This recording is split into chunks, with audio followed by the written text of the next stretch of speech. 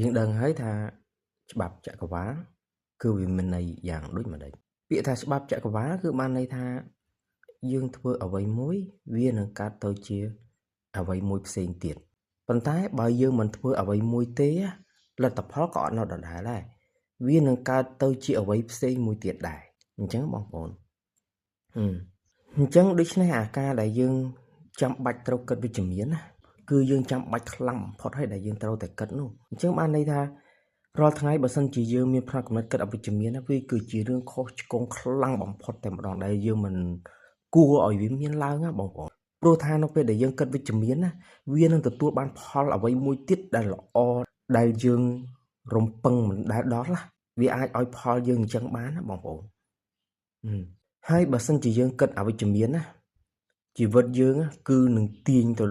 ក្នុងផ្នត់គំនិតអវិជ្ជមាននឹងមួយបែបទៀតដែលយើងពេលខ្លះងើបសង្កឹមរួចក៏មានដែរអ្វីដែលយើងត្រូវធ្វើគឺយើងធ្វើនៅគន្លងបែបវិជ្ជមាននៅពេលដែលយើងគិតវិជ្ជមានណាអាទង្វើរបស់យើងនឹងក៏វានាំឲ្យទៅដែរវាស្មើនឹងច្បាប់ចក្រវាឡដូចគ្នានៅពេលដែលយើងគិតបែបវិជ្ជមានអាទង្វើរបស់យើងនឹងគឺវានាំអូសទាញយើងឲ្យធ្វើនៅក្នុងគន្លងហ្នឹង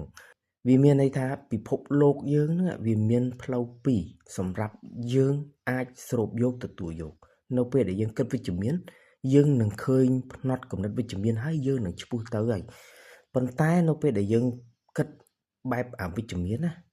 ផ្នត់គំនិតរបស់យើងហ្នឹងក៏បែបអវិជ្ជមានហើយជីវិតរបស់យើងក៏ទៅគន្លងហ្នឹងដែរអញ្ចឹងបងប្អូនហើយបញ្ហាមួយទៀតមនុស្សខ្លះគាត់អត់ដឹងថាអាគំនិតវិជ្ជមានហ្នឹងជាស្អីគំនិតអវិជ្ជមានហ្នឹងជាអ្វីទៅគាត់ដឹងថាគាត់ចង់គិតគឺគាត់តក់ប្រមាថគាត់គិតបែបយ៉ាប់តែម្ដងខឹងគេចំណែនចង់បំពេញចង់អីប៉ុន្តែអត់ដឹងថាខ្លួនឯងគំនិតអវិជ្ជមានណាអាហ្នឹងឯងគំនិតអវិជ្ជមាននោះដែលយើងត្រូវជ្រៀតជ្រះឲ្យតែគំនិតដែលវាមិនរីកចម្រើនគំនិតអាក្រក់គំនិតមិនល្អចង់តែឈ្នះចង់តែអីហ្នឹងហើយមិនមើលឃើញក្នុងផ្លូវវិជ្ជមានក្នុងផ្លូវល្អដែរឥឡូវអនុស្សាវរីយ៍រាប់ម៉ឺនរាប់លានមិននឹកទេនឹកតែរឿងឆ្កំឆ្គងចង់ឈ្នះខឹង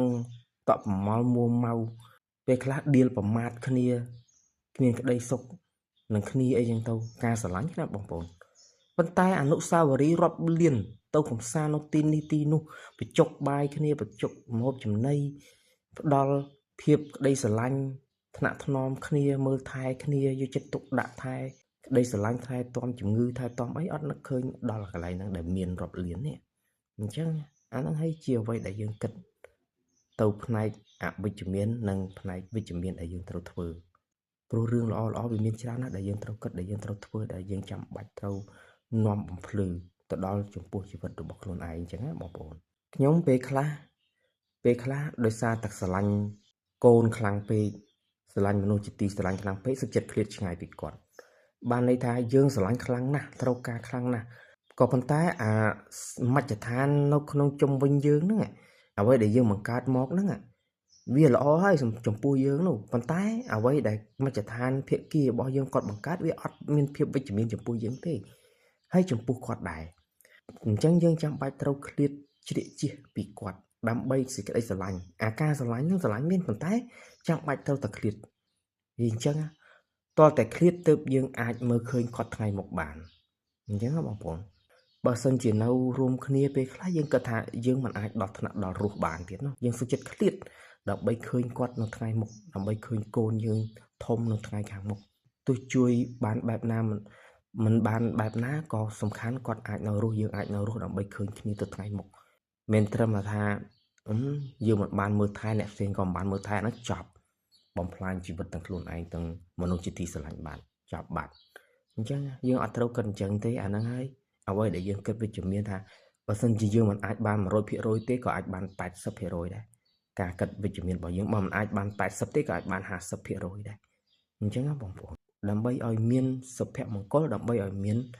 វត្តមានឃើញសេចក្តីសុខរបស់មនុស្សជាទីស្រឡាញ់របស់យើងទៅថ្ងៃខាងមុខហើយវាក៏មិនខុសពីចំនួនអាជីវកម្មអីផ្សេងៗដែរនៅពេលដែលយើងបង្កើតអាជីវកម្មផ្សេងៗអីហ្នឹងយើងផ្ដោតទៅលើផលិតផលផ្ដោតទៅលើគុណភាពផលិតផលរបស់យើងដើម្បីភាពជាវិជ្ជមានទៅដល់កាន់អតិថិជនអញ្ចឹងយើងនឹងមានទីផ្សាររហូតហើយគាត់នឹងមានការទទួលស្គាល់ហើយមានភាពស្មោះត្រង់ខ្លះដែរមានភាពសច្ចធម៌ខ្លះដែរភាពចំណេញវាត្រូវតែមាន ក៏ប៉ុន្តែយើងត្រូវមានភាពច្បាស់លាស់សច្ចធម៌គុណធម៌នៅក្នុងការប្រកបអាជីវកម្មហ្នឹងប្រកបមុខរបរហ្នឹងអញ្ចឹងណាបងប្អូននេះជាអ្វីដែលយើងត្រូវក្រើនរំលឹកហើយកំណត់នេះភាគច្រើនបងប្អូនយើងខ្លះគាត់យល់ច្រើនហើយគាត់ដឹងច្រើនហើយប៉ុន្តែបើយើងមិនក្រើនរំលឹកទេសម្បូរណាស់មនុស្សដែលគាត់កើតទៅមានភាពអវិជ្ជមានវិញដុកទ័រក៏ហិង្សាទៅលើគ្រួសារប្រពន្ធកូនបានដុកទ័រក៏មានស្រីញីបានក្បត់បានជំទាវក៏ផិតក្បត់បានអីចឹងទៅមិនស្មោះត្រង់អារឿងហ្នឹងវាស្មោកគ្រោកណាប៉ុន្តែបើយើងមិននិយាយទេក្នុងបណ្ដាញសង្គមក៏វានៅតែសម្បូរដែរណាអញ្ចឹងបងប្អូននេះហើយគឺជាគុណធម៌ក្នុងជីវិតរបស់ខ្លួនឯងទេជាភាពវិជ្ជមាននៅក្នុងចក្រវាឡរបស់ខ្លួនឯងរស់នៅក្នុងដំណើរជីវិតរបស់ខ្លួនឯងរស់នៅដែលយើងចាំបាច់ត្រូវធ្វើដែលយើងចាំបាច់ត្រូវបង្កើតឡើង10ឆ្នាំមានប្រមាណ10ដងដើម្បីរស់នៅដើម្បីបង្កើតសេចក្តីល្អឲ្យមានក្តីសុខនេះបើរស់នៅដើម្បីបង្កើតតែរឿងអពមង្គលរឿងបំផ្លាញផ្លូវជីវិតរបស់ខ្លួនឯងវាអត់មានភាពត្រឹមត្រូវសោះវាអត់មានភាពរីកចម្រើនសោះវាអត់មានភាពថ្កុំថ្កើងសោះអញ្ចឹងបងប្អូនហើយក៏មិនមានភាពជាគំរូទៅដល់កូនក្មួយរបស់យើងទៅថ្ងៃមុខដែរនេះគ្រាន់តែខ្ញុំនិយាយនេះចូលលក្ខណៈចង់បែបវិជ្ជមានវិញឃើញទេពេលខ្លះអត់ចង់ដឹងទេណាអ្នកខ្លះគាត់ស្ដាប់ទៅអត់ចង់ដឹងថាហ្នឹងជាក្នុងកន្លងអវិជ្ជមានទេព្រោះថាយើងនិយាយតែរឿងដែលមិនល្អវាអញ្ចឹងបងប្អូនអញ្ចឹងខ្ញុំចង់តែនិយាយតែរឿងល្អទេហ្នឹងហើយវានាំឲ្យយើងគិតឃើញវិជ្ជមានផ្នែកគណិតវិជ្ជមានចងចាំបែបវិជ្ជមានទៅយើងឃើញរឿងល្អយើងធ្វើរឿងល្អយើងទទួលបានផលល្អអាចក្រវាលរបស់យើងនោះវាឆ្ពោះទៅនឹងហ្មងណាហ្នឹងហើយដែលគេហៅថាច្បាប់នៃចក្រវាលដែលយើងគិតឃើញហើយយើងត្រូវធ្វើទៅ